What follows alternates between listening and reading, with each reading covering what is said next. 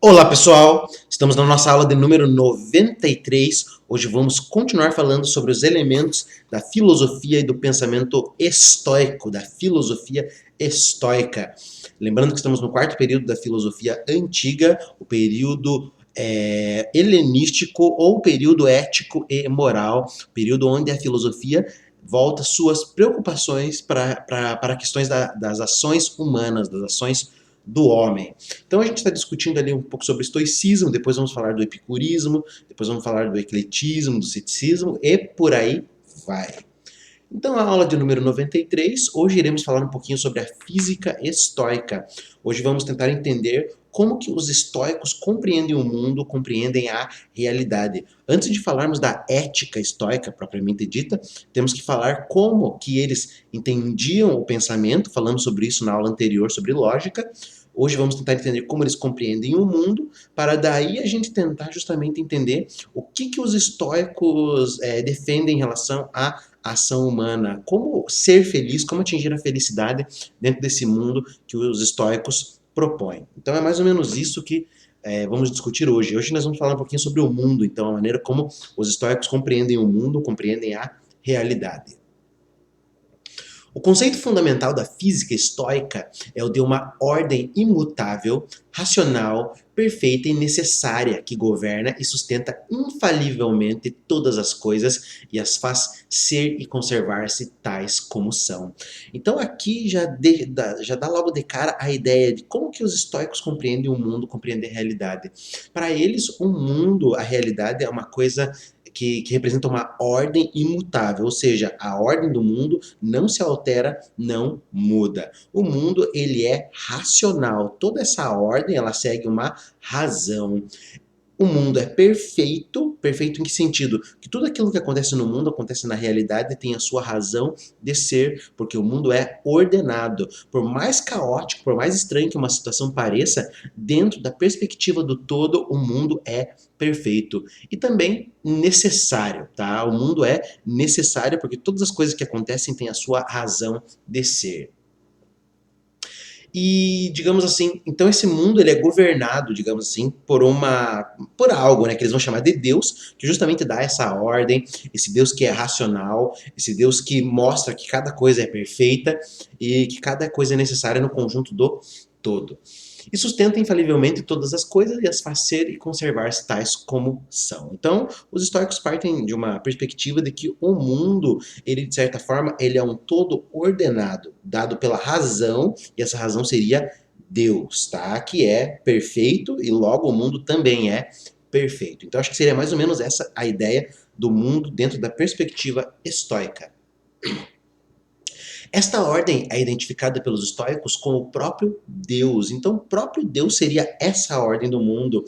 Para os estoicos, então, Deus representa aquilo que ordena o mundo, mas também é a própria ordem do mundo. Deus, na verdade, não é algo exterior ao mundo, mas Deus ele é imanente. Ou seja, o que é imanente? Ele está dentro da realidade. Não é um Deus que está fora. Não é um Deus transcendente, mas é um Deus imanente que está justamente ali dentro, ordenando, né, sendo a si mesmo a própria ordem, a própria razão e a própria perfeição do mundo.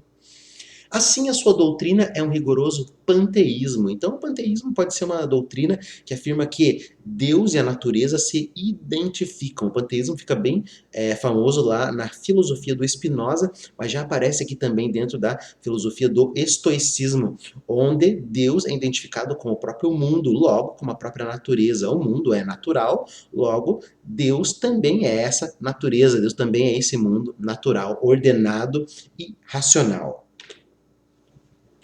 Os estoicos substituem as quatro causas aristotélicas, a causa material, formal, causa eficiente e causa final, por dois princípios. Então os estoicos eles estão dialogando lá com a filosofia aristotélica. Nós vimos na aula anterior que os estoicos substituem aquelas 8 ou 10 categorias da filosofia aristotélica sobre a substância por duas. Eles reduzem para duas e acrescentam mais duas, tratando da questão lá das categorias da substância.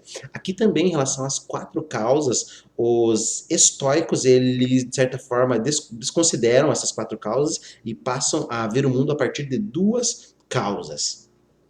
E essas duas causas são o que eles chamam de princípio ativo e o princípio passivo, que são ambos materiais e inseparáveis um do outro. Então, dentro daquilo que a gente já havia comentado um pouquinho na aula anterior, na aula sobre a lógica, os estoicos compreendem que o mundo, a realidade, é corpo. Tudo é corpo. Por isso que o Giovanni Reale afirma que o estoicismo é um materialismo monista e panteísta. Materialismo monista porque o mundo é constituído de apenas uma matéria, e essa matéria é o corpo. Se o mundo é o corpo, logo Deus também é o corpo. Logo a ordem também é o corpo. Tudo é corpo. Então, de certa forma, esses princípios ativos e passivos são materiais porque eles também são corpo, eles também fazem parte desse corpo e são inseparáveis um do outro. Por isso que eles são ambos materiais, porque eles também são constituídos por esse corpo que é o mundo, que é a realidade. Quando eu falo em mundo, não estou falando do planeta Terra, mas estou falando do universo enquanto um todo. O que são esses dois princípios? O princípio passivo é a substância privada de qualidade, isto é, a matéria. Então a matéria é o princípio passivo. Por que ela é passiva? A gente já vai ver por que é. O princípio ativo é a razão, isto é, Deus, que agindo sobre a matéria, produz os seres singulares. Então nós temos o princípio ativo, que é Deus ou a razão, e nós temos o princípio passivo, que é a matéria. Mas por que é isso de princípio ativo? Por que princípio passivo? Por causa do seguinte: a matéria é inerte e, se bem que pronta para tudo, ficaria ociosa se ninguém a movesse. Por isso que a matéria é o princípio passivo, porque a matéria é inerte, por si só a matéria não faz nada. A matéria está lá para ser moldada, e o que vai moldar essa matéria é o princípio ativo, que é justamente Deus ou a razão. A razão divina forma a matéria, dirige-a para onde quer e produz as suas determinações. Então é essa razão divina, é esse princípio ativo que justamente vai dar forma ali à matéria e vai fazer com que as coisas do mundo, do universo, etc., existam. É justamente esse princípio ativo que vai diferenciar as diversidades de coisas que existem no mundo, que são todas constituídas pela matéria. A substância de que nascem todas as coisas é a matéria, o princípio passivo. Então a substância de todas as coisas é a matéria, que é justamente o princípio passivo. Então, mais uma vez, dentro da filosofia estoica, tudo que existe no real, tudo que existe no mundo é o corpo. O incorpóreo também existe, conforme a gente já comentou um pouquinho na aula anterior, e vamos falar mais um pouquinho sobre isso nessa aula. Mas de maneira geral, tudo é corpo. Então, tudo de certa forma ali tem esse princípio passivo, que é justamente a matéria. Por esse motivo que o Giovanni Reale chama, então, o estoicismo de materialismo monista. É o materialismo, tudo é matéria, tudo é corpo, e monista porque é apenas uma única substância, embora com nomes diferentes. Eles falam corpo, são razões seminais, são Deus, etc. Mas tudo é corpo, tudo é matéria. A força pela qual todas as coisas são feitas é a causa, ou Deus, o princípio ativo. Então, Deus, de certa forma, molda a matéria já existe, Deus forma a matéria e a partir dessa formação ele forma as diversas coisas. Então é Deus quem vai justamente dar forma à matéria. Deus é a causa, digamos assim, da diversidade das coisas. Contudo, a distinção entre princípio ativo e princípio passivo não coincide, segundo os estoicos, com a distinção entre o incorpóreo e o corpóreo.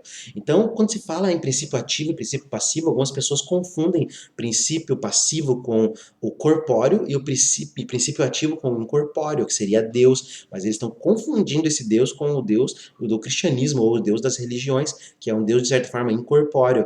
Mas aqui para os estoicos não, o próprio princípio ativo ele também é corpóreo. Então, princípio ativo e princípio ativo são materiais, conforme eu já falei, são corpóreos. Mas a distinção entre corpóreo e incorpóreo é outra coisa, é outra relação que não tem nada a ver com isso.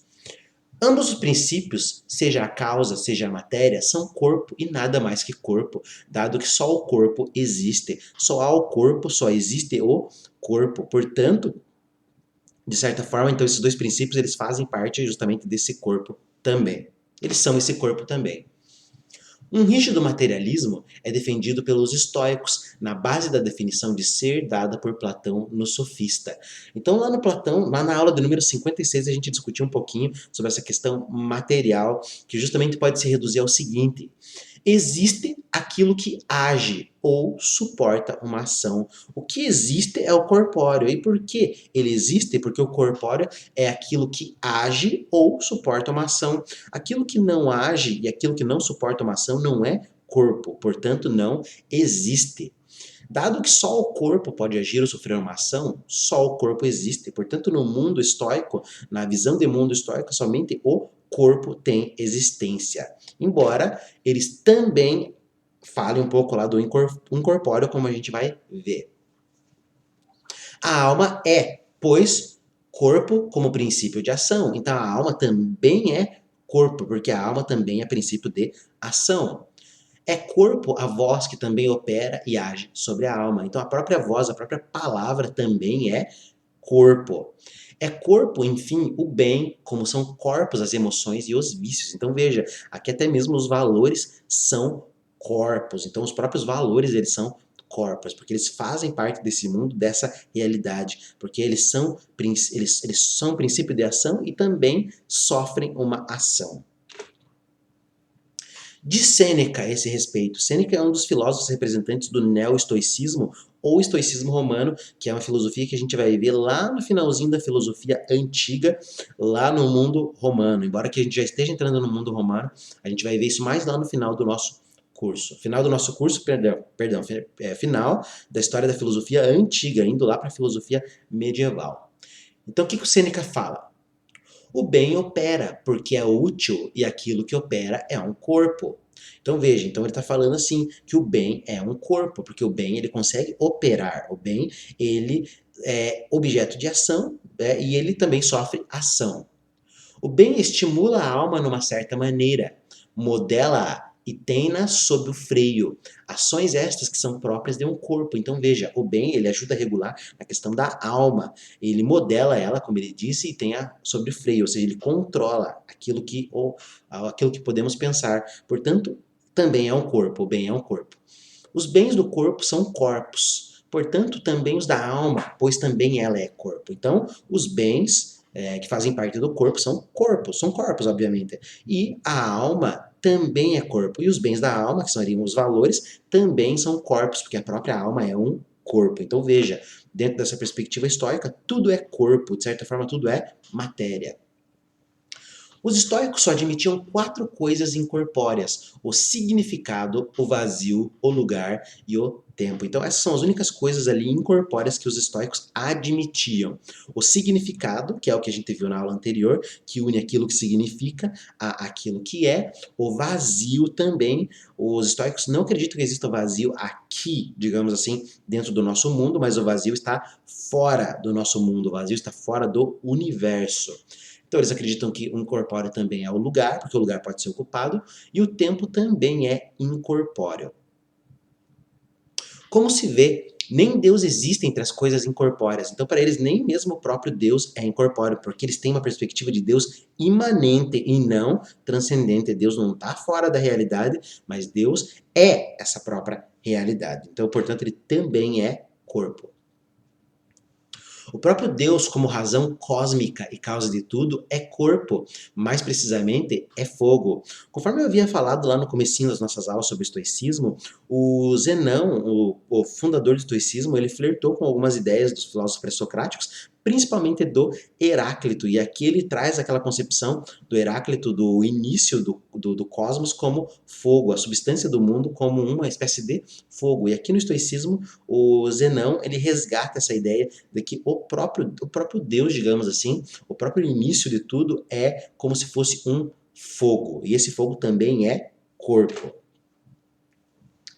Mas não o fogo de que o homem se serve, que destrói todas as coisas. é antes um sopro cálido, chamado de pneuma, e vital, que tudo conserva, alimenta, faz crescer e também sustém. Então esse fogo não é um fogo que apenas destrói, mas é um fogo que também constrói, sustenta e mantém toda a realidade. E também é conhecido como pneuma. O pneuma seria, digamos, aquele ar, digamos assim, vital. Se a gente lê os primeiros livros lá da Bíblia, né, o Gênesis, é justamente esse pneuma que é soprado nas narinas ali do homem feito de barro, que daí ele vai ganhar vida. Então aqui os estoicos também trazem essa ideia do pneuma, acreditando que o próprio Deus, digamos assim, teria soprado esse pneuma. Na verdade, não apenas soprado, como ele é esse pneuma que acaba animando toda a vida. Mas a identificação deles de Deus com o fogo segue uma perspectiva heraclitiana. Mas neste sopro, o espírito vital, este fogo animador, é também ele corpo. Então veja, então esse próprio fogo também é corpo, de acordo com a doutrina e o pensamento estoico. Chama-se razão seminal ou logos espermáticos do mundo, porque contém em si as razões seminais segundo as quais todas as coisas se geram. Então esse próprio fogo, esse próprio Deus, esse próprio mundo, ele contém em si algo que os estoicos chamam de razões seminais. Essa doutrina também vai ser comentada e argumentada lá pelo Santo Agostinho na Idade Média. Mas aqui os estoicos então falam que a razão seminal é a razão de todas as coisas. É como se fossem espécie de sementes onde todas as coisas são geradas. Então esse Deus seria uma espécie de Deus semente também, além de tudo que ele é fogo, ele é corpo, etc. É um Deus semente que contém em si todas as sementes e que ele mesmo vai proporcionando, fazendo com que as outras sementes, as outras coisas existam. Então o Deus é razão, esse Deus é uma razão das coisas, e ele justamente é aquilo que vai ser o substrato de todas as coisas, de todas as outras razões, de todas as outras sementes. Como todas as partes de um ser vivo nascem da semente, assim toda a parte do universo nasce de uma mesma semente racional ou razão seminal. Todo mundo, todo o universo nasce dessa semente, dessa razão seminal, que seria justamente Deus. Então tudo provém de Deus, Deus sustenta e mantém a tudo e Deus é tudo, tá? Então Deus, além de gerar as coisas, ele também é essas coisas que ele gera. Deus é a própria razão seminal e nessa razão única surgem todas as outras coisas do mundo e do universo. Estas razões seminais são frequentemente misturadas umas com as outras, mas, ao desenvolverem-se, separam-se e dão origem a seres diferentes, e assim todas as coisas nascem da unidade e se incluem na unidade. Então essas razões seminais, elas acabam se juntando umas com as outras e formando diferentes seres, mas de certa forma, todas elas têm uma raiz única, que seria justamente lá o princípio, que é Deus. Então todas as coisas vêm da unidade e todas as coisas se incluem novamente nessa unidade. O mundo, o universo é uma unidade, por isso que é uma perspectiva monista, formada por apenas uma matéria, que é justamente essa razão seminal, e dentro de uma perspectiva materialista, porque tudo é corpo. Então esse próprio corpo, que é a razão seminal, ele forma todas as outras razões seminais que vão formando cada uma das coisas. Contudo, a distinção entre as diferentes coisas é perfeita. Não existem no mundo duas coisas semelhantes, nem mesmo duas folhas de árvore. Então, os históricos afirmavam que não existem duas coisas idênticas no mundo, não tem nada idêntico, porque as razões seminais, elas operam coisas perfeitas e cada uma das coisas, por mais parecidas que sejam, elas são perfeitamente diferentes. Então, a mistura das razões seminais cria uma diversidade de coisas que existem e nenhuma delas se repete, porque elas seguem uma ordem, elas seguem uma razão que não há por que haver uma coisa duplicada. O mundo foi gerado quando a matéria originária se diferenciou e se transformou nos vários elementos. Então, para os históricos, eles trabalham com a ideia de que o mundo foi gerado justamente quando essa razão seminal, essas sementes, começaram a se diferenciar e começaram a se transformar naqueles vários elementos, água, terra, fogo e ar. Mas toda a origem delas vem de sementes. Isso lembra bastante também a teoria lá do Anaxágoras, a teoria das homeomerias também, mas isso já é uma outra história. A grande diferença entre os estoicos e os autores pré-socráticos antigos é justamente que os estoicos começam a perceber questões, digamos assim, relacionadas ao destino, à ordem do mundo, que não haviam sido percebidas pelos pré-socráticos. Ao condensar-se e tornar-se pesada, converteu-se em terra. Então essas sementes, ao começarem a se misturar e tornarem-se pesadas, elas transformaram em terra. Ao enrarecer, converteu-se em ar, ou digamos assim, então ao se tornar, digamos assim, mais leve, mais sutil, ela acabou se transformando em ar, e logo em umidade e água. Ao fazer-se mais sutil, deu origem ao fogo. Então é isso, né? Então veja como essas várias sementes vão se transformando nos elementos água, terra, ar e fogo.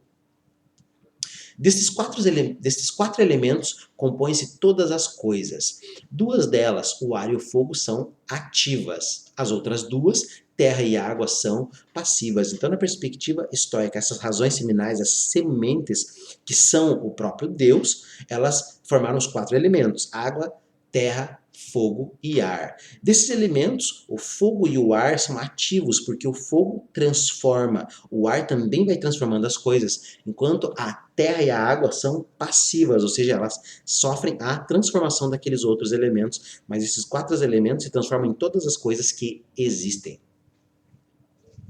A esfera do fogo está acima das estrelas fixas. Então aqui eles seguem quase aquele modelo, digamos assim, aristotélico do mundo, do universo. Embora o Aristóteles afirmava que a última esfera era a esfera das estrelas fixas, aqui os estoicos vão além, falando que a última esfera é a esfera do fogo, porque o fogo seria o mais leve de todos os elementos. Para os estoicos, o mundo é finito e tem a forma de esfera, justamente igual à perspectiva do Aristóteles. A grande diferença aqui é em relação à ideia do vazio. Em torno dele há o vazio, mas dentro não há vazio, porque é tudo unido e compacto. Então os estoicos vão defender que o mundo ele é finito e ao redor do mundo há o vazio. Na perspectiva do Aristóteles, o vazio não existe, não há vazio, tá? Então essa seria a grande diferença.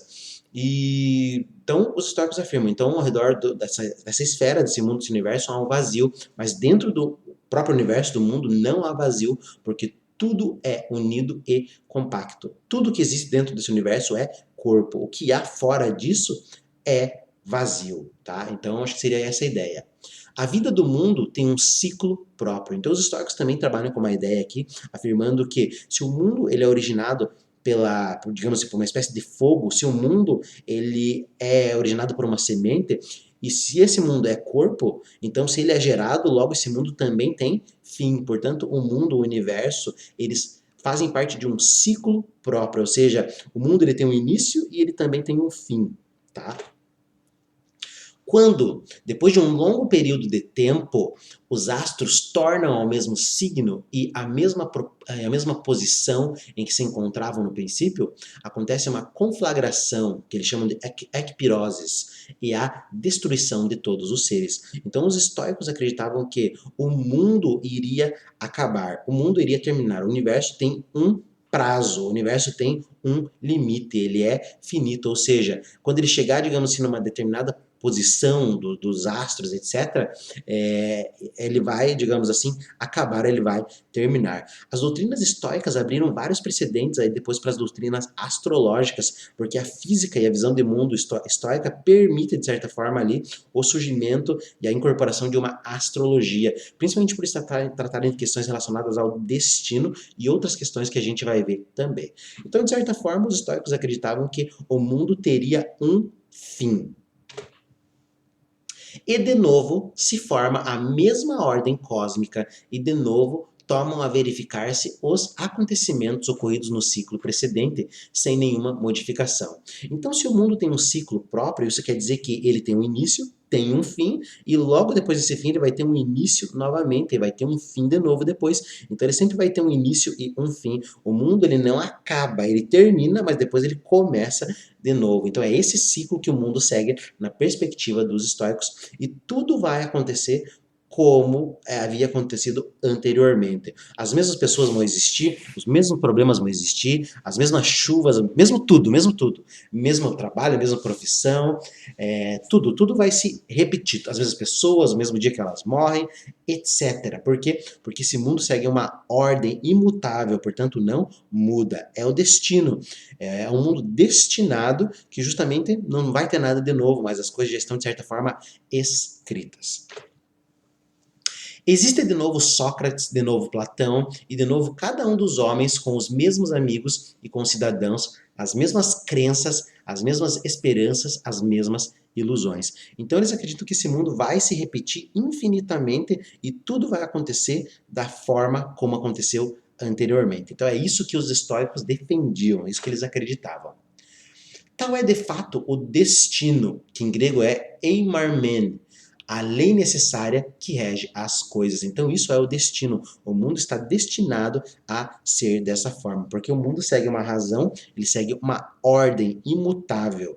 E justamente essa ordem mostra que todas essas coisas vão acontecer. Tudo que existe no mundo existe por uma determinada razão. Por mais que uma coisa pareça absurda, uma coisa pareça idiota, essa coisa está dentro de um plano perfeito, de um plano, digamos assim, que segue uma linha de pensamento, uma linha ordenada, tá?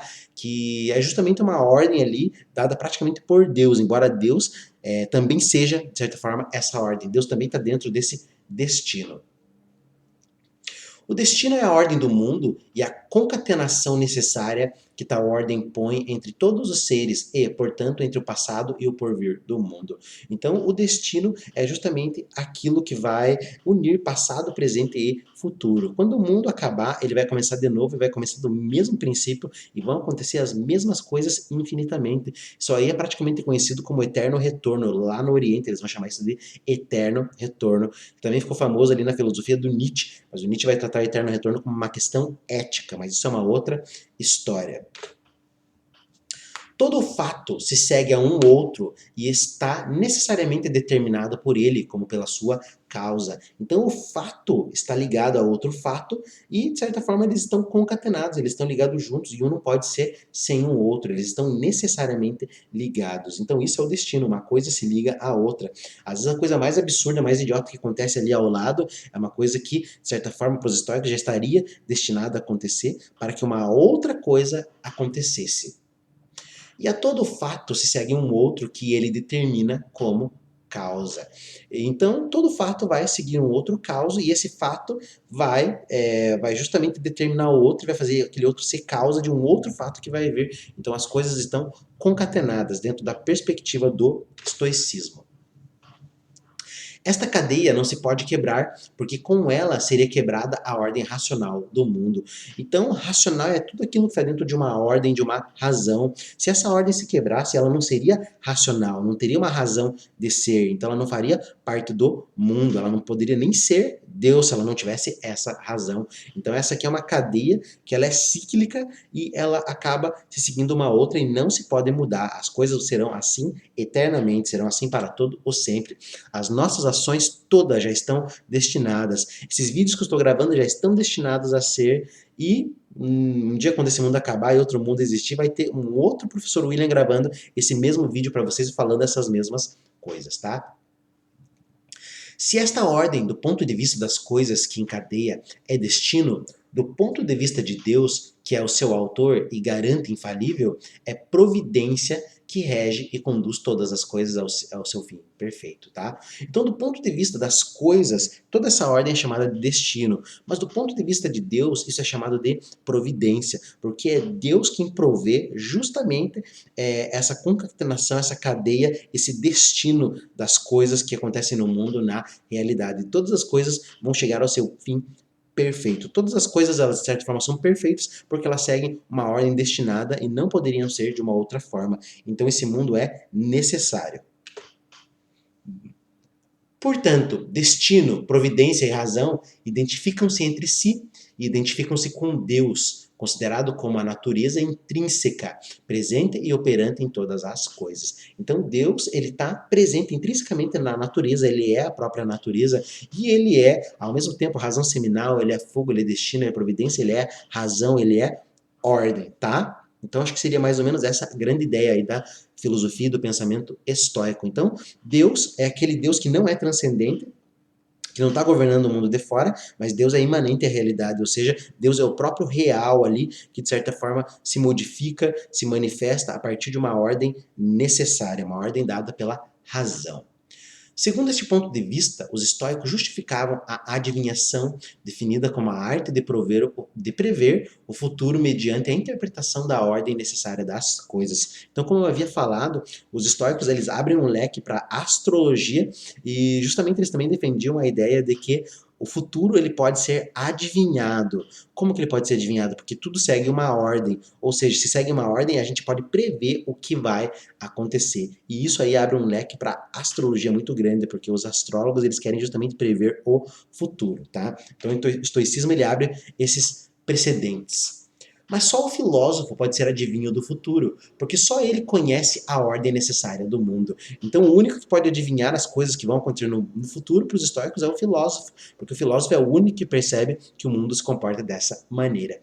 Vocês podem se questionar, mas o que isso tem a ver com física? A física, como nós conhecemos hoje, ela trata um pouco dessas questões. Quando a gente trata, por exemplo, da teoria do caos, é justamente para tentar entender se esse mundo é determinado ou não. Isso faz tanto parte da biologia quanto da física. Mas, de certa forma, isso aqui é física porque os estoicos eles estão tratando de uma visão de mundo. Para eles entender o que é o mundo é importante para a gente saber o que fazer.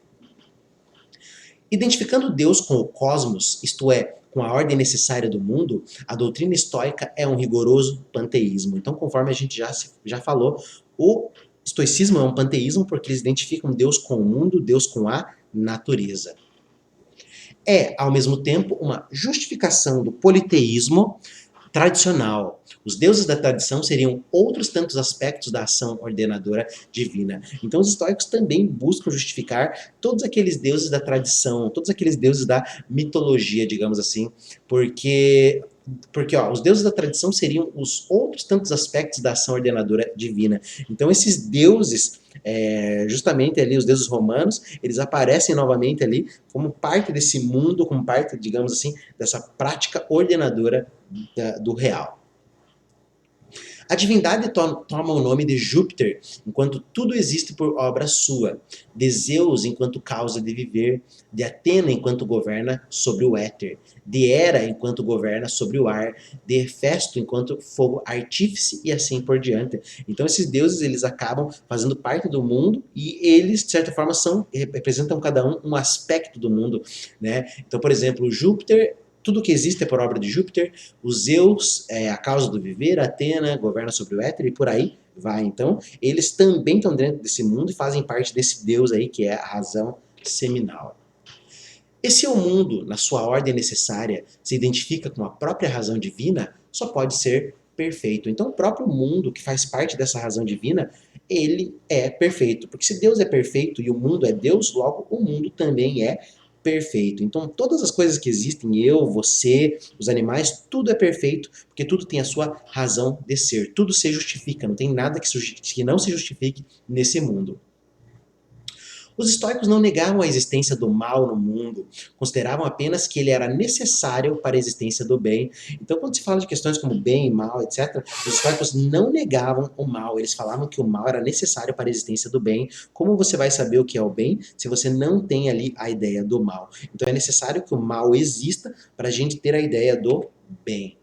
Os bens são contrários aos males, dizia Crisipo no seu livro sobre a providência. Então isso aqui é um argumento defendido ali pelo Crisipo também, um dos principais representantes ali do estoicismo, né, que vai falar que os bens são contrários aos males. E, portanto, se são contrários, ambos são corpos. O bem é corpo e o mal também é corpo. É, pois, necessário que uns sejam sustentados pelos outros, porque sem um contrário não existiria tampouco o outro contrário. Então, para existir o bem, tem que existir o mal, tem que haver o mal. E da mesma forma, para haver o mal, tem que haver o bem. Se você quer que exista bem no mundo, também vai ter que existir o mal, porque você não vai ter como entender, digamos assim, o que é o bem sem a ideia do mal. Não haveria justiça se não houvesse a injustiça, pois que ela não é mais que a libertação da injustiça. O que é justiça? Justiça é quando você se liberta da injustiça. Mas se não existe injustiça, não tem libertação dela. Se não tem libertação dela, também não há justiça. Não haveria moderação se não houvesse a intemperança, nem a prudência se não houvesse a imprudência e assim por diante. Então, os bens são contrários aos males. Então, se existe uma coisa, tem que existir o seu contrário também. Não haveria verdade sem a mentira. O que é verdade se a gente não souber o que é mentira? Deus harmonizou no mundo todos os bens com todos os males, de maneira que nasça daí a razão eterna de tudo. Cantava Cleante no hino a Júpiter. Então o Cleante, ele vai justamente também fazer ali um hino a Júpiter, falando justamente dessa harmonia entre esses contrários, entre os bens e os males, mostrando que na verdade isso faz parte da perspectiva do pensamento estoico, tá? Dentro dessa aula de hoje, a gente pode levantar um seguinte questionamento que a gente vai responder nas próximas aulas. Se o mundo é destinado, se o mundo segue uma razão, se o mundo segue uma ordem, o que o homem deve fazer nesse mundo? Então, se eu nasci para ser infeliz, eu vou ser infeliz e não posso fazer nada, já que eu não posso alterar a ordem desse mundo? Então, é aí que se entra na questão ética do estoicismo. E a gente vai trabalhar isso nas próximas aulas, tentando mostrar como que essa compreensão de mundo, ela ajuda a gente a entender a maneira como as pessoas devem se comportar a partir da perspectiva estoica. Então é isso, pessoal. Na aula de hoje trabalhamos um pouquinho sobre a física estoica, tentando mostrar como que o estoicismo entende e compreende o mundo, a realidade. É necessário compreender o mundo, é necessário compreender o pensamento para saber o que nós iremos fazer dentro desse mundo. Então é isso, pessoal. Um grande abraço, nos vemos no próximo encontro.